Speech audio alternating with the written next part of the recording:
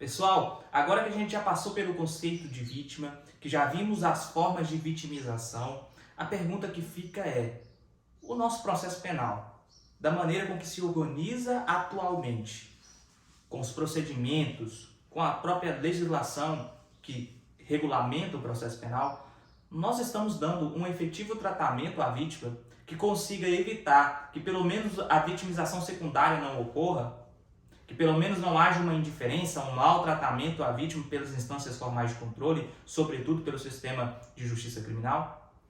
Essa é a pergunta que vai ficar para reflexão. E nós podemos, para que essa reflexão seja feita de maneira mais esclarecida, nós podemos identificar no sistema legislativo algumas leis que já têm se preocupado com o papel da vítima no processo penal e com a proteção dela com relação a esse processo de revitimização.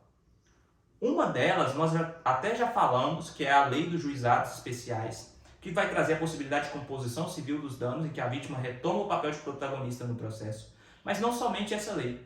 Nós tivemos algumas mudanças legislativas muito importantes que se destinaram a evitar que a vítima fosse novamente vitimizada. E uma delas, talvez a mais famosa, é a Lei 11.340 de 2006, a chamada Lei Maria da Penha, que estabeleceu um sistema de medidas cautelares diretamente relacionadas com a proteção da vítima, que são as medidas protetivas de urgência. O espírito dessa lei foi trazer uma proteção à vítima que o processo penal, há um certo tempo, não se importava tanto. Se vocês verificarem as medidas do 319 do Código de Processo Penal, as medidas cautelares, quase sempre são relacionadas ao próprio acusado. Tem como papel fundamental o próprio acusado, não a vítima.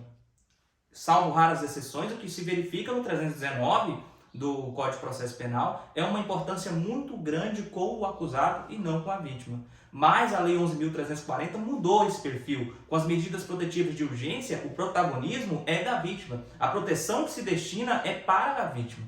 Então nós temos uma mudança no espírito legislativo que direciona as ações do processo penal para a efetiva proteção da vítima. Nós tivemos ainda uma lei de 2017 que trouxe o sistema de garantia dos direitos das crianças e adolescentes vítimas ou testemunhas de violência, trazendo a possibilidade de oitiva através de depoimento especial ou escuta especializada, destinada expressamente a evitar a violência institucional. E o que é isso? É aquele processo em que a vítima, já tendo sofrido os danos do delito, vitimização direta, ao ser inquirida pelas agências formais de controle, polícia, Ministério Público e Judiciário, acaba revivendo aquele momento que foi tão traumático quanto é o crime. E para que isso não ocorra, são tomadas uma série de providências para que não haja essa revitimização. E uma delas, sobretudo, é o próprio garantia do depoimento especial e da limitação das oitivas dessas pessoas vítimas ou testemunhas de violência a uma oitiva apenas, para que elas não tenham que reviver, ser sucessivamente reinquiridas sobre algo que gerou tantos traumas. Então nós temos aí, eu vou citar esses dois exemplos mais expressos, mas nós temos no nosso material alguns outros exemplos que indicam como o nosso sistema legislativo já tem se modificado para garantir uma efetiva proteção à vítima. Mas a pergunta que fica: isso é suficiente? Basta que nós tenhamos uma alteração legislativa para que a vítima se sinta protegida? O nosso processo penal no modelo tradicional já traz aquilo que é necessário para a proteção efetiva da vítima?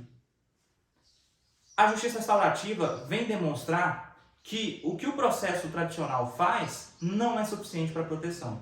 A vítima, mesmo passando por um processo de resgate, principalmente a nível legislativo, no procedimento penal, muitas vezes ainda sofre mecanismos de revitimização. E para evitar que isso ocorra, a justiça restaurativa vem trazer uma visão ampliada de efetiva participação e inclusão da vítima no processo, baseada em fundamentos de voluntariedade. A vítima é convidada a participar, ela não é obrigada a participar. Então, sistemas, por exemplo, como condução coercitiva da vítima, que são íncitas ao modelo tradicional, são revisitados, são revisados pela justiça restaurativa para que haja uma efetiva inclusão, não sob o ponto de vista de produção de prova, e aí atendendo ao interesse processual, como é o Código de Processo Penal, mas sobre o ponto de vista de efetiva proteção da vítima, enquanto um sujeito, um jurisdicionado que pode exigir do Estado uma efetiva proteção, uma efetiva tutela. e que para que isso ocorra, há uma série de mecanismos, de princípios que são adotados pela justiça restaurativa e que visam demonstrar que a vítima é alguém merecedora dessa tutela processual penal. Talvez a mais merecedora. E para isso, a vítima é convidada a participar do procedimento através da resolução dos conflitos dos danos que foram ocasionados e para que busque uma efetiva reparação, não só através da composição civil dos danos, que tem um caráter mais pecuniário, mas também através de medidas simbólicas, medidas de participação que demonstrarão para a vítima que ela é importante para o processo e que ela é protagonista nesse processo de restauração.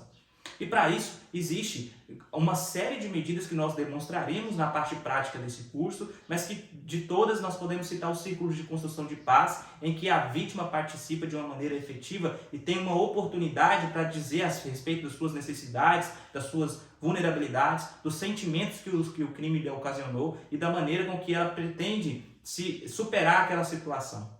Então, a próxima parte desse curso nós teremos uma visão extremamente prática de como a justiça restaurativa ela traz uma releitura do conceito de vítima no processo penal, ampliando e tornando suscetível de efetiva tutela.